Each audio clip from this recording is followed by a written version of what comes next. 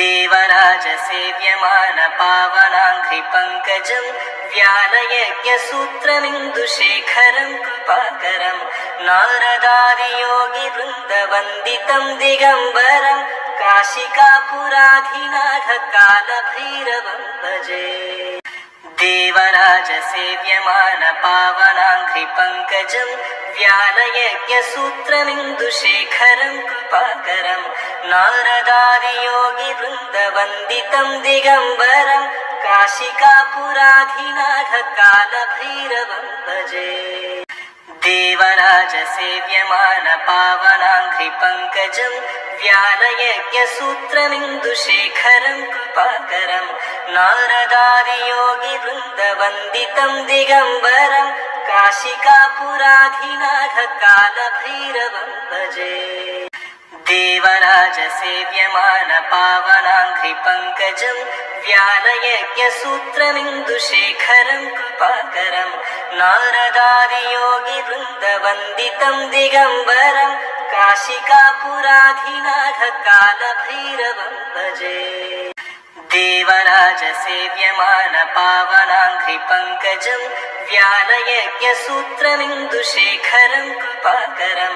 नारदादियोगिवृन्दवन्दितं दिगम्बरं काशिकापुराधिनाथकालभैरवं भजे।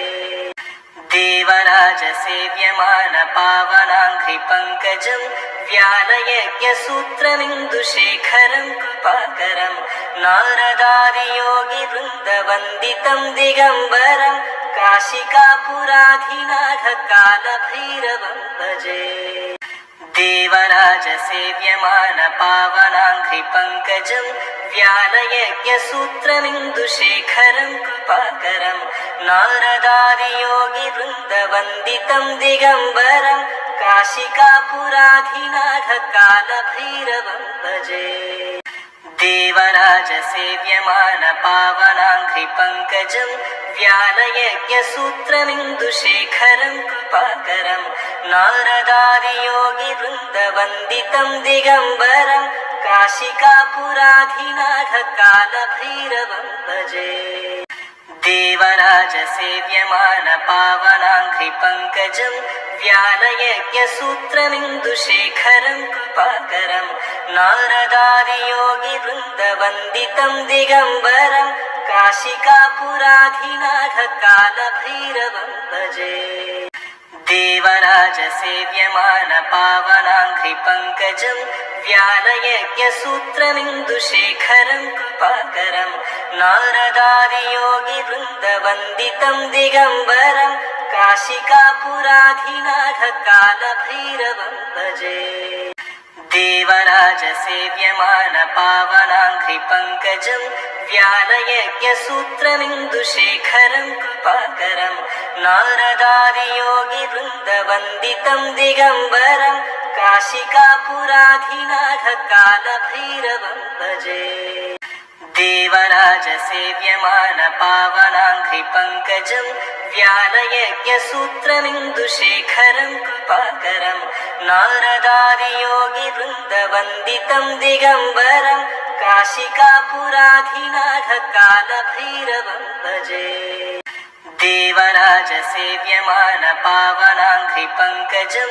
व्यालयज्ञसूत्रमिन्दुशेखरं कृपाकरं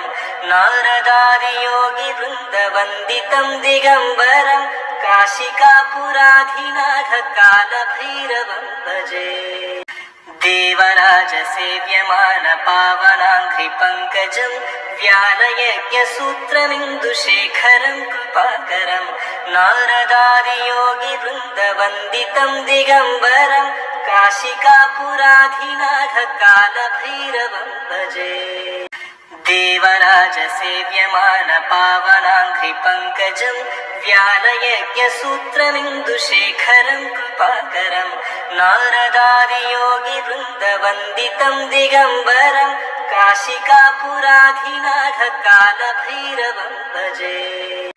देवराजसेव्यमानपावनाङ्घ्रिपङ्कजं व्यालयज्ञसूत्रमिन्दुशेखरं कृपाकरं नारदादियोगिवृन्दवन्दितं दिगम्बरं काशिका काशिकापुराधिनाथकालभैरवं भजे देवराजसेव्यमानपावनाङ्घ्रिपङ्कजं व्यालयज्ञसूत्रमिन्दुशेखरं कृपाकरं नारदादियोगिवृन्दवन्दितं दिगम्बरं काशिकापुराधिनाथकालभैरवं भजे देवराजसेव्यमानपावनाङ्घ्रिपङ्कजं व्यालयज्ञसूत्रमिन्दुशेखरं कृपाकरं नारदादियोगिवृन्दवन्दितं दिगम्बरं काशिकापुराधिनाथकालभैरवं भजे देवराजसेव्यमानपावनाङ्घ्रिपङ्कजं व्यालयज्ञसूत्रमिन्दुशेखरं कृपाकरं नारदादियोगिवृन्दवन्दितं दिगम्बरं काशिकापुराधिनाथकालभैरवं भजे देवराजसेव्यमानपावनाङ्घ्रिपङ्कजं व्यालयज्ञसूत्रमिन्दुशेखरं कृपाकरं नारदादियोगिवृन्दवन्दितं दिगम्बरं काशिकापुराधिनाथकालभैरवं भजे देवराजसेव्यमानपावनाङ्घ्रिपङ्कजं व्यालयज्ञसूत्रमिन्दुशेखरं कृपाकरं नारदादियोगिवृन्दवन्दितं दिगम्बरं काशिकापुराधिनाथकालभैरवं भजे देवराजसेव्यमानपावनाङ्घ्रिपङ्कजं व्यालयज्ञसूत्रमिन्दुशेखरं कृपाकरं नारदादियोगिवृन्दवन्दितं दिगम्बरं काशिकापुराधिनाथकालभैरवं भजे देवराजसेव्यमानपावनाङ्घ्रिपङ्कजं व्यालयज्ञसूत्रमिन्दुशेखरं कृपाकरं नारदादियोगिवृन्दवन्दितं दिगम्बरं काशिकापुराधिनाथकालभैरवं भजे देवराजसेव्यमानपावनाङ्घ्रिपङ्कजं व्यालयज्ञसूत्रमिन्दुशेखरं कृपाकरं नारदादियोगिवृन्दवन्दितं दिगम्बरं काशिकापुराधिनाथकालभैरवं भजे देवराजसेव्यमानपावनाङ्घ्रिपङ्कजं व्यालयज्ञसूत्रमिन्दुशेखरं कृपाकरं नारदादियोगिवृन्दवन्दितं दिगम्बरं काशिकापुराधिनाथकालभैरवं भजे देवराजसेव्यमानपावनाङ्घ्रिपङ्कजं व्यालयज्ञसूत्रमिन्दुशेखरं कृपाकरं नारदादियोगिवृन्दवन्दितं दिगम्बरं काशिकापुराधिनाथकालभैरवं भजे देवराजसेव्यमानपावनाङ्घ्रिपङ्कजं व्यालयज्ञसूत्रमिन्दुशेखरं कृपाकरं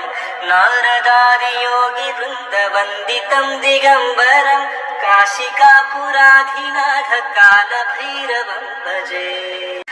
देवराजसेव्यमानपावनाङ्घ्रिपङ्कजं व्यालयज्ञसूत्रमिन्दुशेखरं कृपाकरं नारदादियोगिवृन्दवन्दितं दिगम्बरं काशिकापुराधिनाथकालभैरवं भजे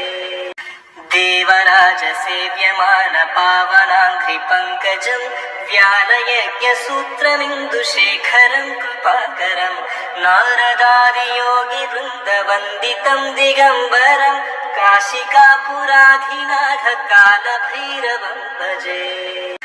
देवराजसेव्यमानपावनाङ्घ्रिपङ्कजं व्यालयज्ञसूत्रमिन्दुशेखरं कृपाकरं नारदादियोगिवृन्दवन्दितं दिगम्बरं काशिकापुराधिनाथकालभैरवं भजे देवराजसेव्यमानपावनाङ्घ्रिपङ्कजं व्यालयज्ञसूत्रमिन्दुशेखरं कृपाकरं नारदादियोगिवृन्दवन्दितं दिगम्बरं काशिकापुराधिनाथकालभैरवं भजे देवराजसेव्यमानपावनाङ्घ्रिपङ्कजं व्यालयज्ञसूत्रमिन्दुशेखरं कृपाकरं नारदादियोगिवृन्दवन्दितं दिगम्बरं काशिकापुराधिनाथकालभैरवं भजे देवराजसेव्यमानपावनाङ्घ्रिपङ्कजं व्यालयज्ञसूत्रमिन्दुशेखरं कृपाकरं नारदादियोगिवृन्दवन्दितं दिगम्बरं काशिकापुराधिनाथकालभैरवं भजे देवराजसेव्यमानपावनाङ्घ्रिपङ्कजं व्यालयज्ञसूत्रमिन्दुशेखरं कृपाकरं नारदादियोगिवृन्दवन्दितं दिगम्बरं काशिकापुराधिनाथकालभैरवं भजे देवराजसेव्यमानपावनाङ्घ्रिपङ्कजं व्यालयज्ञसूत्रमिन्दुशेखरं कृपाकरं नारदादियोगिवृन्दवन्दितं दिगम्बरं काशिकापुराधिनाथकालभैरवं भजे देवराजसेव्यमानपावनाङ्घ्रिपङ्कजं व्यालयज्ञसूत्रमिन्दुशेखरं कृपाकरं नारदादियोगिवृन्दवन्दितं दिगम्बरं काशिकापुराधिनाथकालभैरवं भजे देवराजसेव्यमानपावनाङ्घ्रिपङ्कजं व्यालयज्ञसूत्रमिन्दुशेखरं कृपाकरं नारदादियोगिवृन्दवन्दितं दिगम्बरं काशिकापुराधिनाथकालभैरवं भजे देवराजसेव्यमानपावनाङ्घ्रिपङ्कजं व्यालयज्ञसूत्रमिन्दुशेखरं कृपाकरं नारदादियोगिवृन्दवन्दितं दिगम्बरं काशिकापुराधिनाथकालभैरवं भजे देवराजसेव्यमानपावनाङ्घ्रिपङ्कजं व्यालयज्ञसूत्रमिन्दुशेखरं कृपाकरं नारदादियोगिवृन्दवन्दितं दिगम्बरं काशिकापुराधिनाथकालभैरवं भजे देवराजसेव्यमानपावनाङ्घ्रिपङ्कजं व्यालयज्ञसूत्रमिन्दुशेखरं कृपाकरं नारदादियोगिवृन्दवन्दितं दिगम्बरं काशिकापुराधिनाथकालभैरवं भजे देवराजसेव्यमानपावनाङ्घ्रिपङ्कजं व्यालयज्ञसूत्रमिन्दुशेखरं कृपाकरं नारदादियोगिवृन्दवन्दितं दिगम्बरं काशिकापुराधिनाथकालभैरवं भजे देवराजसेव्यमानपावनाङ्घ्रिपङ्कजं व्यालयज्ञसूत्रमिन्दुशेखरं कृपाकरं नारदादियोगिवृन्दवन्दितं दिगम्बरं काशिकापुराधिनाथकालभैरवं भजे देवराजसेव्यमानपावनाङ्घ्रिपङ्कजं व्यालयज्ञसूत्रमिन्दुशेखरं कृपाकरं नारदादियोगिवृन्दवन्दितं दिगम्बरं काशिकापुराधिनाथकालभैरवं भजे देवराजसेव्यमानपावनाङ्घ्रिपङ्कजं व्यालयज्ञसूत्रमिन्दुशेखरं कृपाकरं नारदादियोगिवृन्दवन्दितं दिगम्बरं काशिकापुराधिनाथकालभैरवं भजे देवराजसेव्यमानपावनाङ्घ्रिपङ्कजं व्यालयज्ञसूत्रमिन्दुशेखरं कृपाकरं नारदादियोगिवृन्दवन्दितं दिगम्बरं काशिकापुराधिनाथकालभैरवं भजे देवराजसेव्यमानपावनाङ्घ्रिपङ्कजं व्यालयज्ञसूत्रमिन्दुशेखरं कृपाकरं नारदादियोगिवृन्दवन्दितं दिगम्बरं काशिकापुराधिनाथकालभैरवं भजे देवराजसेव्यमानपावनाङ्घ्रिपङ्कजं व्यालयज्ञसूत्रमिन्दुशेखरं कृपाकरं नारदादियोगिवृन्दवन्दितं दिगम्बरं काशिकापुराधिनाथकालभैरवं भजे देवराजसेव्यमानपावनाङ्घ्रिपङ्कजं व्यालयज्ञसूत्रमिन्दुशेखरं कृपाकरं नारदादियोगिवृन्दवन्दितं दिगम्बरं काशिकापुराधिनाथकालभैरवं भजे देवराजसेव्यमानपावनाङ्घ्रिपङ्कजं व्यालयज्ञसूत्रमिन्दुशेखरं कृपाकरं नारदादियोगिवृन्दवन्दितं दिगम्बरं काशिकापुराधिनाथकालभैरवं भजे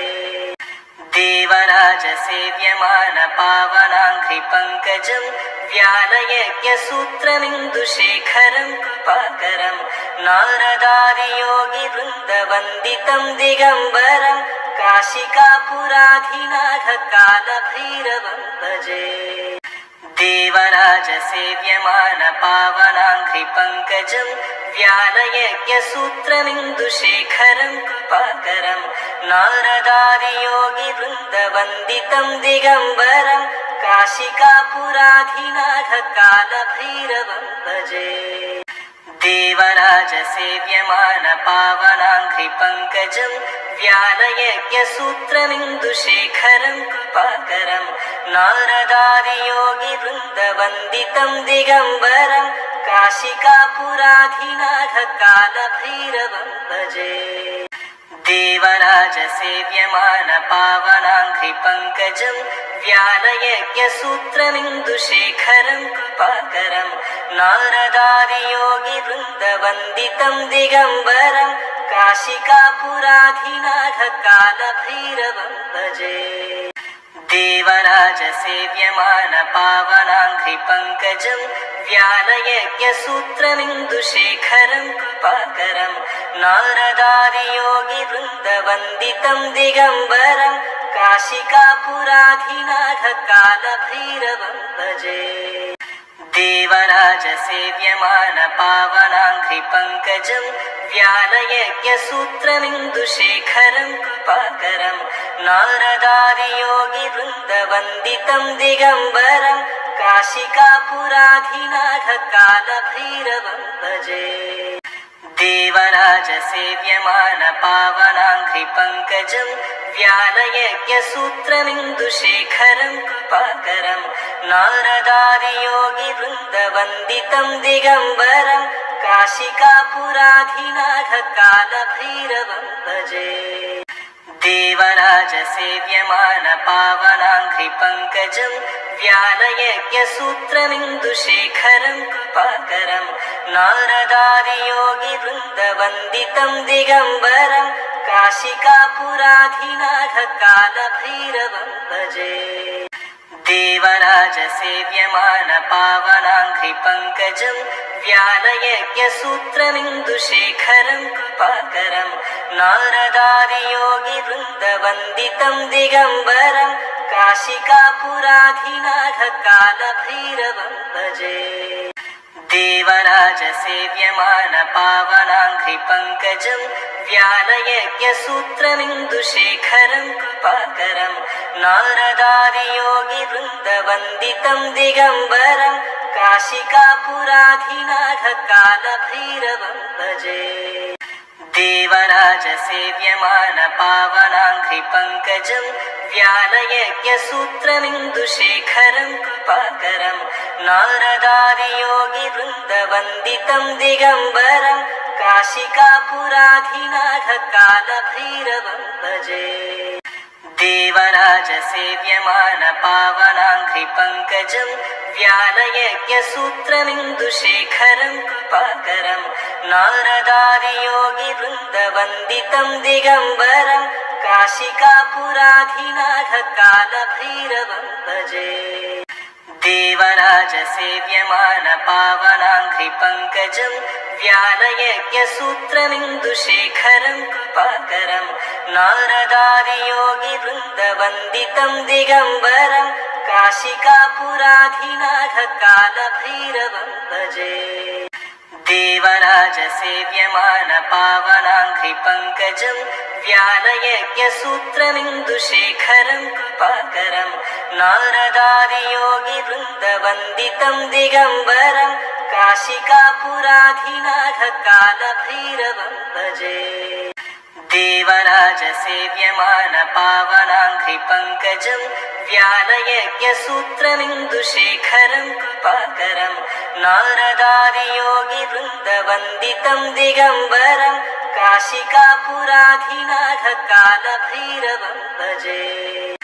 देवराजसेव्यमान पावनाङ्घ्रिपङ्कजं व्यालयज्ञसूत्रमिन्दुशेखरं कृपाकरं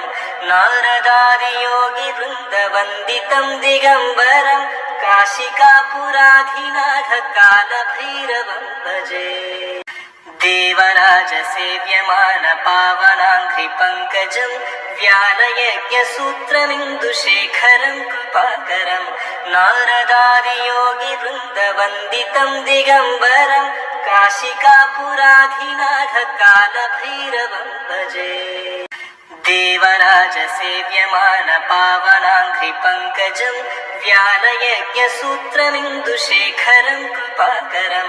नारदादियोगिवृन्दवन्दितं दिगम्बरं काशिकापुराधिनाथकालभैरवं भजे देवराजसेव्यमान पावनाङ्घ्रिपङ्कजं व्यालयज्ञसूत्रमिन्दुशेखरं कृपाकरं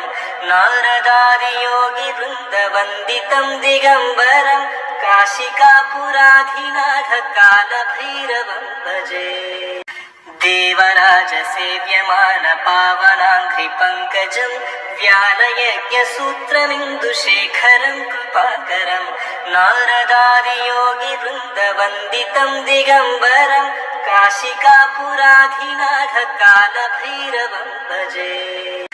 देवराजसेव्यमान पावनाङ्घ्रिपङ्कजं व्यालयज्ञसूत्रमिन्दुशेखरं कृपाकरं नारदादियोगिवृन्दवन्दितं दिगम्बरं काशिकापुराधिनाथकालभैरवं भजे देवराजसेव्यमान पावनाङ्घ्रिपङ्कजं व्यालयज्ञसूत्रमिन्दुशेखरं कृपाकरं नारदादियोगिवृन्दवन्दितं दिगम्बरं काशिकापुराधिनाथकालभैरवं भजे देवराजसेव्यमान पावनाङ्घ्रिपङ्कजं व्यालयज्ञसूत्रमिन्दुशेखरं कृपाकरं नारदादियोगिवृन्दवन्दितं दिगम्बरं काशिकापुराधिनाथकालभैरवं भजे देवराजसेव्यमान पावनाङ्घ्रिपङ्कजं व्यालयज्ञसूत्रमिन्दुशेखरं कृपाकरं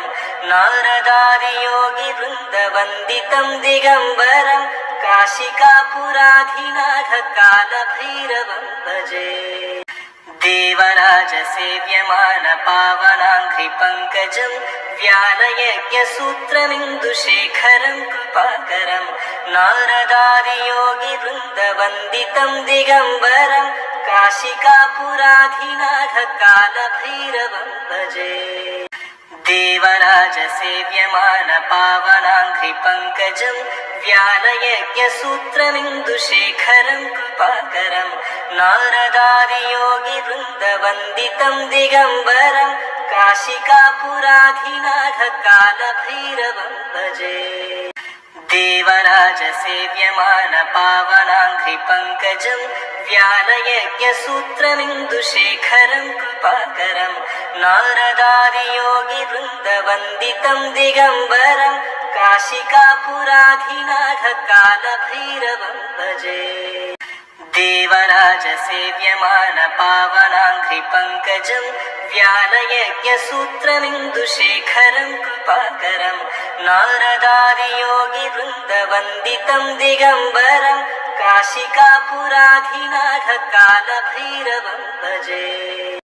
देवराजसेव्यमान पावनाङ्घ्रिपङ्कजं व्यालयज्ञसूत्रमिन्दुशेखरं कृपाकरं नारदादियोगिवृन्दवन्दितं दिगम्बरं काशिकापुराधिनाथकालभैरवं भजे देवराजसेव्यमान पावनाङ्घ्रिपङ्कजं व्यालयज्ञसूत्रमिन्दुशेखरं कृपाकरं नारदादियोगिवृन्दवन्दितं दिगम्बरं काशिकापुराधिनाथकालभैरवं भजे देवराजसेव्यमानपावनाङ्घ्रिपङ्कजं व्यालयज्ञसूत्रमिन्दुशेखरं कृपाकरं नारदादियोगिवृन्दवन्दितं दिगम्बरं काशिकापुराधिनाथकालभैरवं भजे देवराजसेव्यमानपावनाङ्घ्रिपङ्कजं व्यालयज्ञसूत्रमिन्दुशेखरं कृपाकरं नारदादियोगिवृन्दवन्दितं दिगम्बरं काशिकापुराधिनाथकालभैरवं भजे देवराजसेव्यमानपावनाङ्घ्रिपङ्कजं